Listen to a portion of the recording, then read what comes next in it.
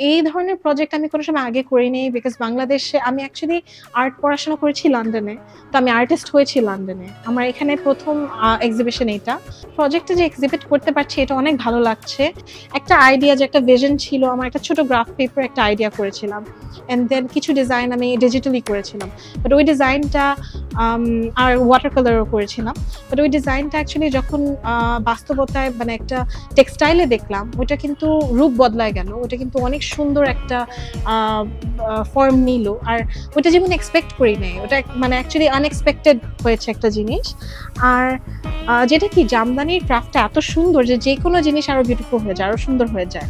তো আপনি দেখতে পারবেন যে কিভাবে একটা ওয়াটার কালার ইলাস্ট্রেশন কিভাবে ওটা ট্রান্সলেট করে ইনটু জামদানি ফর্ম, ওইটা আপনি দেখতে পারবেন। এন্ড ট্রুলি মানে ওটা দেখে মনে হবে একটা পেন্টিং, বাট ওয়েন ইউ মানে যখন ক্লোজার যাবেন তখন অ্যাকচুয়ালি ফিল করবেন যে কত কষ্ট করে একটা মানুষ ওইটা করেছে। সো অনেক ব্রেনের খাটনি হয়েছে আর কি ওটা করতে।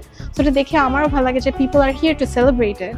অ্যান্ড মানে জামদানি টেকনিকটা ইউজ করে যত ডিফারেন্ট টাইপস অফ ক্রিয়েশন করা যায়।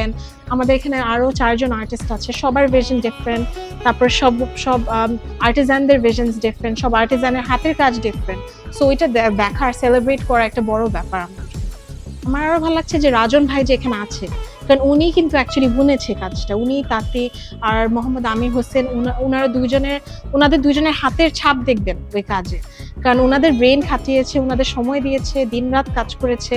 তো ওনাদেরকে এখানে দেখেও আমার খুব ভালো লাগছে যে আমরা সবাই মিলে এক্সিবিট করছি, একটা গ্রুপ এক্সিবিশন।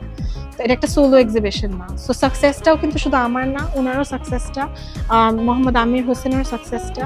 তো এটা দেখে ভালো লাগছে। অ্যান্ড প্রি উইভিং প্র্যাকটিসেসগুলো দেখলাম, কেমনে সুতা টানা হয়, কিভাবে সুতাগুলো ডাই করা হয়, কিভাবে সানার ভিতর দিয়ে সুতাগুলোকে থ্রেড করা হয়, তারপর কিভাবে বো বানানো হয়।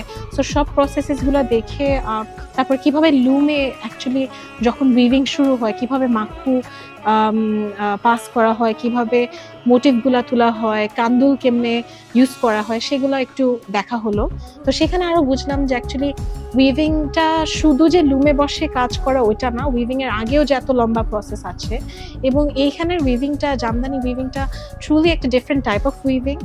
আর এত একটা ম্যানুয়াল প্রসেস, কিন্তু ওনারা যেভাবে ওনাদের মোটিভগুলো তুলে, সেই মোটিভগুলো তোলারও অনেক নিয়ম কায়দা আছে। ওই নিয়ম কায়দাগুলা 2 জন মিলে প্র্যাকটিস করে, একজন হচ্ছে উস্তাদ, একজন হচ্ছে শাগরেদ। তো এই 2 জনের যে কমিউনিকেশনটা, এই কমিউনিকেশনটা আমি যখন গেলাম আমার সাথেও উস্তাদ বসছিলেন আমার পাশে। তো উনি আমাকে কিছু একটা করে বলছিলেন যে কয়েকটা বুলি আছে ওনাদের, তো ওই বুলিগুলো আমাদেরকে দিচ্ছিলেন। অ্যান্ড দেন আমি ওইটা উঠানোর চেষ্টা করছিলাম। তো ওখানেও আমার একটা এক্সপিরিয়েন্স হয়েছে যে কিভাবে একটা মোটিভ আসলে উঠে। আমি সবচেয়ে সিম্পল একটা মোটিভ শিখেছি, চালছিটা, যেটা হচ্ছে অ্যাকচুয়ালি ছোট একটা 6 লাইন বা 7 লাইনের একটা মোটিভ, কিন্তু ওইটা করতে আমার লেগেছে 2 ঘন্টা। কিন্তু ওনাদের হাতে যে এক্সপিরিয়েন্সটা, ওনারা হয়তো 5 মিনিটে উঠায় ফেলতে পারবে, আমার ওটা আরো অনেক সময় লাগলো। ওটাই বোঝায় যে অ্যাকচুয়ালি এক্সপিরিয়েন্সটা কি জিনিস, যে যারা 20 বছর কিংবা সারা জীবন ডেডিকেট করে দিয়েছে একটা ক্রাফটে। সো দে মাস্ট রিয়েলি মানে ওদের অ্যাকচুয়ালি একটা প্যাশন আছে টুয়ার্ডস জামদানি, তার জন্যই তো ওনারা এতদিন ধরে এই কাজটা করতে পারছে। সো এইটা দেখতে পারলাম, মানে এটা দেখা অনেক বড় একটা এক্সপিরিয়েন্স ছিল আমার।